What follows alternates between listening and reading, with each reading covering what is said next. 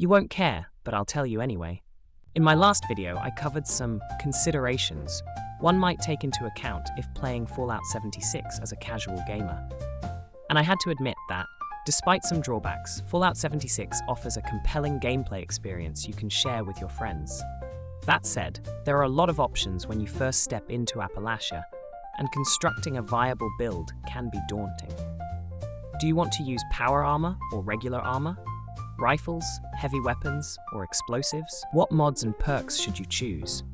How do you even get them? It can all be a bit intimidating, and getting a viable endgame build can take a lot of time. Having spent a few hundred hours in Appalachia, wow, that's embarrassing. Here are my recommendations for constructing a casual build in Fallout 76.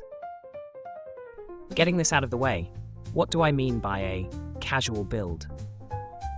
Firstly, this is a build that doesn't require a lot of grinding. Everything you need can be achievable via questlines with guaranteed rewards, so you won't have to grind events or rely heavily on RNG to get the essentials. Secondly, it's a build you can use without a lot of complex mechanics. Once you're up and running, you should be able to take on most of the enemies in Appalachia without too much difficulty. Before we get started, here's a glimpse of where we're going with this build. Our main damage dealer will be a plasma flamethrower, or flamer. This does great damage up close, but has limited range. Our secondary weapon will be the handmade. This is a great rifle with long range and lots of flexibility. Our armor set will be the civil engineer armor. While it pales in comparison to some other late-game armor, it's easy to obtain and has some great benefits. With that out of the way, let's get started. When you step out of the vault, one of your first choices will be your initial loadout. You can start at level 1 or choose from some level 20 loadouts. I recommend choosing the level 20 commando loadout, as this gets us some bonuses for automatic rifles. Since one of our goals is to reach level 50, this also gets us a head start in that direction. And before you venture too far, be sure to change the view option in your Pip-Boy, as that will save you some time whenever you go into your inventory, which will be frequent. Ah, that's better. As you talk with NPCs outside of Vault 76, you'll start the Wayward Souls quest. This is a great way to get started, as it teaches us some essential gameplay mechanics and ties in with the Wastelanders questline, which will be a major focus of this video. The Wayward Souls questline intertwines with some other quests in the area, so this can get a little confusing. First Contact will lead you to the Overseer's camp in Flatwoods, where you'll get the plan for the small backpack. This gives you more carry capacity than your starting backpack and can be recrafted as you level up for even more capacity. Thirst Things First and Second Helpings will teach you the essentials of crafting. Eventually, you'll finish An Ounce of Prevention, which is necessary to proceed with the Wastelanders questline. If you haven't done so already, now is a good time to set up a camp. You can place it anywhere, but setting up camp near the Wayward is a good bet. There are lots of useful resources available, like food and water, and you'll be returning here frequently in this early part of the game. Having started at level 20 and finished An Ounce of Prevention, you can proceed to meet the Overseer at her home near Sutton. At this point, you'll begin working with two factions, the Settlers and the Raiders. As you begin traveling further across the map, this is a good time to unlock some fast travel locations. You'll normally pay a small fee to fast travel, but there are 8 hubs you can fast travel to at any time for free. Vault 76 is unlocked at the start of the game. The White Spring is something of a player hub with a wide variety of vendors and every workshop item you could want. Foundation is the home of the Settlers. Crater is the home of the Raiders. The Rusty Pick is where you can buy legendary modules for crafting. The Rose Room is where you'll start the Atlantic City questlines. Fort Atlas is home to the Brotherhood of Steel. Nuka World On Tour is a cheeky carnival in an otherwise bleak wasteland. You could run to each one, but there's a quicker strategy. You can fast travel to player camps near each destination to speed things up. If the player is in your party, it will even be free of charge. Now is also a good time to begin working on our build. We'll be focusing on 2 automatic rifles, the Plasma Flamer and the Handmade. The Plasma Flamer will be our primary method of dealing damage. I recommend the Forceful Stock to control recoil, the Aligned Flamer for better accuracy, and the Calibrated Beta Wave Tuner, as it adds some bonuses to crits and damage over time. In the short term, any stock and flamer attachment should work. The Handmade will be our secondary weapon. Where the Plasma Flamer deals great damage up close, the Handmade is good for long-range combat and sneak attacks. Ultimately, you'll want the powerful automatic receiver for maximum automatic damage, the stabilized barrel for improved accuracy, the forceful stock to improve recoil, and the suppressor to help with sneak attacks. For the drum, you can get the stinging or perforating drum. Stinging gives less armor perforation, but more ammo capacity. Either should be fine. In the short term, just make sure you have an automatic receiver and stock so you get benefits from the commando perks. Unlocking weapon mods in Fallout 76 is tricky. You'll learn mods for a given weapon by scrapping copies of that weapon. So if you want to unlock the mods listed above, your best bet is craft a bunch of low-level plasma guns and handmade rifles, and scrap them to learn the mods. To do this, you'll need to learn the weapon plans. Luckily, these can easily be bought from vendors at the White Spring. So buy the plans, craft some low-level versions of the weapons, scrap them for mod plans, and repeat until you get the mods. The other thing we'll need to sort out are perks. You'll unlock perks as you level up, with all perks becoming available at level 50. For now, just be sure to focus on the commando perks, as these will boost the damage of both of our weapons. Returning to our objective, we have 2 quest lines with competing factions. The 4th quest on each path will lock you into a particular faction, but you can do the first 3 quests of both factions with no penalty. Both questlines have some great rewards and yield reputation points, which, per my last video, are in scarce supply. Our ultimate goal is to get the Slugbuster by siding with the Raiders, so we'll start by knocking out the first 3 settler quests. The second settler quest, Invisible Ties, will net you the plans for the Chinese stealth armor. This offers great radiation resistance, equivalent to a radiation suit, modest defense, and turns you invisible when crouching. The helmet also looks dope and grants immunity to airborne illnesses. So that's cool. Once you've finished the 3rd settler quest, pivot over to the Raiders. During the Fun and Games quest, you'll meet Rara, a young raider who climbs through vents to unlock new areas. No matter how annoying she may seem, you'll want to be nice to her in all interactions, or else she won't offer a key dialogue option later. The Raiders questline will culminate with the Buried Treasure quest, in which you'll raid Vault 79. Be sure you're level 45 or higher before entering Vault 79 to ensure you get the best rewards here. During this quest, if you've been nice to Rara, she'll offer to open up a locked room. This is where you'll finally acquire the Slugbuster. In addition to some great legendary effects, particularly anti-armor, it comes with a hidden bonus, reducing AP cost by 20%. If you've unlocked any of the Flamer mods by scrapping random plasma guns, now's a great time to apply that mod to the Slugbuster and do some real damage. Once you've completed the Vault 79 raid, you'll acquire some gold bullion and be given some choices about how to dispose of it. I recommend splitting the reward between the settlers and raiders. This will upset the raiders, but will give you more overall reputation points across both factions. This is also where you'll meet a Secret Service vendor named Regs. From him, you can buy the plans for the Secret Service underarmor and the shielded lining. Underarmor, as the name implies, is worn under your normal armor, providing additional boosts. Secret Service is generally considered the best underarmor in the game, and the shielded lining is the best upgrade for it. Now that you have a great weapon in your possession, all you need to round out your build is a good set of armor. The Civil Engineer armor is one of the top 3 armors in the game. While it doesn't quite hold up against the Secret Service and Brotherhood Recon armors, it still ranks above everything else when we factor in energy and radiation resistance. It's also the only one these that can be acquired through routine questlines. It's also the only one of these armors that can be traded with other players. And did I mention it can be modified with a jetpack?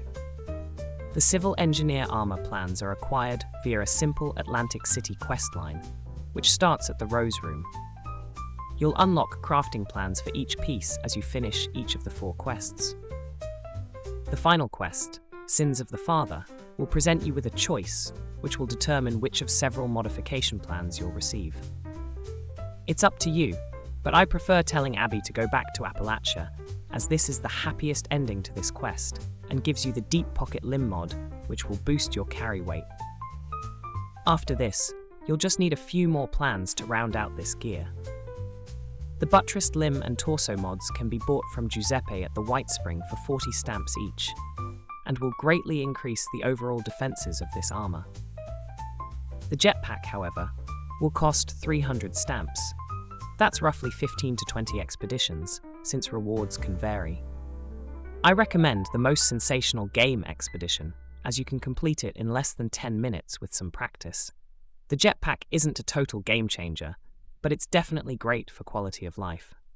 At this point, you should have a level 45 Handmade, Slugbuster, and level 50 Civil Engineer armor with a sweet jetpack. The next step, if you haven't already, is to sort out your perks. At level 25, you unlocked the Punch Card Machine, which lets you customize and swap loadouts at any time. I recommend configuring one loadout for combat and another for camp. While the combat loadout may seem obvious, the camp loadout will focus on crafting and bartering perks to maximize benefits outside of combat. For the combat perks, you'll want to focus on the following. The Commando perks will give you a 60% damage bonus to both of your weapons. The Science perks will give you an additional 30%, but only for energy weapons, in our case, the Plasma Flamer.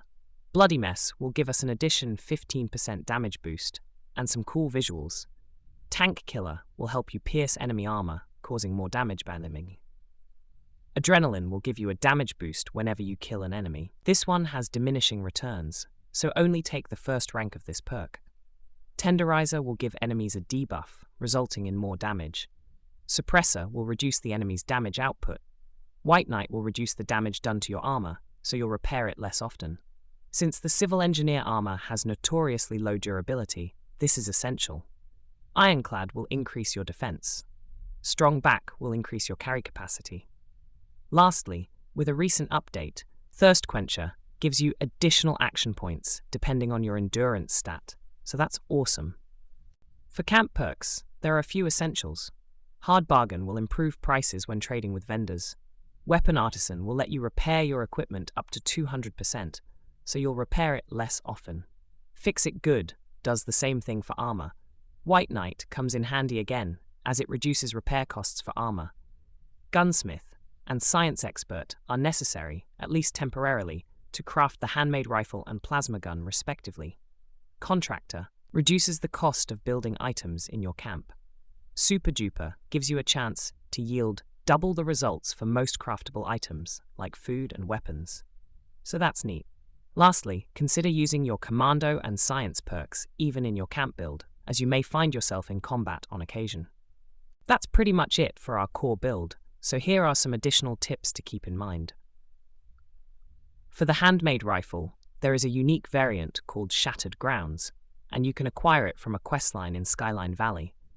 But it's not particularly useful unless you're running a build with multiple chem addictions, so just stick with a regular old handmade, it will be good enough. One alternative to the handmade is the Tesla rifle. It synergizes well with the Plasma Flamer, as it benefits from the Science perks. It has an arcing effect that makes it great for tagging enemies in events, and generally reduces the need for precise aiming. It also has fewer mods to deal with. However, it has one major caveat. The default ammo capacity is only 15 rounds, and the only way to increase this is with the quad legendary effect. It's also slow as hell to reload. Another tip, finish the Responders Reborn questline when you get a chance. This will unlock expeditions, which not only serve as a great source of ammo and loot, but give you a roundabout way back to the White Spring when over-encumbered. As you explore, you'll quickly accumulate junk, which can be very useful for scrap. But with limited storage space, you may not want to pick up everything you find. Here are some key items to pick up whenever you find them. Military ammo bags and military duct tape yield ballistic fiber, which is necessary for crafting and repairing most armor. Microscopes and biometric scanners yield fiber optics, which are useful for crafting and repairing the Chinese stealth armor. Desk fans and globes will yield screws. Flip lighters, alarm clocks, and pocket watches will yield springs. Typewriters and clipboards will yield both screws and springs. Enemies killed with your plasma flamer have a chance to leave behind nuclear material. Conversely, the most common crafting material is steel, which comes from many sources, including scrapped weapons. So don't bother going out of your way for it. Next, here are some quick tips for managing your inventory. Firstly, you can rename weapons and armor. This is really useful for keeping track of gear, particularly all those left leg and right arm armor pieces. Many players use an asterisk to distinguish their favorite gear from everything else. Another useful tip is to favorite your equipment. This will prevent you from scrapping or selling it on accident. Next tip, consider picking up some mutations. These come with some drawbacks, but can greatly enhance your experience. At a minimum, consider Speed Demon and Marsupial. Speed Demon increases your movement and reload speed at the cost of increased hunger and thirst. Marsupial substantially increases your jump height at the cost of 4 intelligence points. Egghead helps offset the downsides of Marsupial by giving you 6 intelligence at the cost of 3 points in strength and endurance. Herd Mentality helps counteract those downsides by giving you +2 to all special stats as long as you're in a group. However, you'll lose 2 in each stat if playing solo, so don't do that. Lastly, consider picking up the herbivore or carnivore mutations. These will lock you into a specific diet, but will double the benefits of those foods. Herbivore is particularly useful for leveling up, as it doubles the XP boost from some foods. The easiest way to acquire mutations is to buy them at the White Springs bunker, but they're not cheap. You can often find them at player vendors for a fraction of that price. If nothing else, avoid the grounded mutation, as this will reduce your energy weapon damage. Once you have your mutations sorted out, be sure to equip the Starched Genes perk at rank 2. This will ensure you don't lose the mutations, or accidentally gain some that you don't want. Also consider the Class Freak perk, which reduces the downsides of each mutation. If you chose the herbivore mutation, keep an eye open for the following 2 recipes: Brain Bombs and Cranberry Relish. Both can be found from White Spring vendors and will give you bonus XP when used. Generally speaking, Cranberry Relish is easier to craft and gives you a higher XP bonus. Brain Bombs require irradiated sugar bombs, which can be hard to find. It may be easier to just make Brain Fungus Soup, which gives a lower intelligence boost but is easier to craft. Lastly, let's follow up on that Secret Service underarmor you bought in Vault 79. It's not very useful without the shielded lining upgrade, which requires 4 pieces of stable fluorescent flux to craft. Oh great, another rare material to farm, right? It's actually not that hard to obtain. I'll be brief. First, find a nuke zone. Players launch nukes somewhat frequently, so just wait around a bit or hop servers. Once you find a nuke zone, equip some rad-resistant gear, like the Chinese stealth armor, and enter the nuke zone. Once there, kill every enemy you find.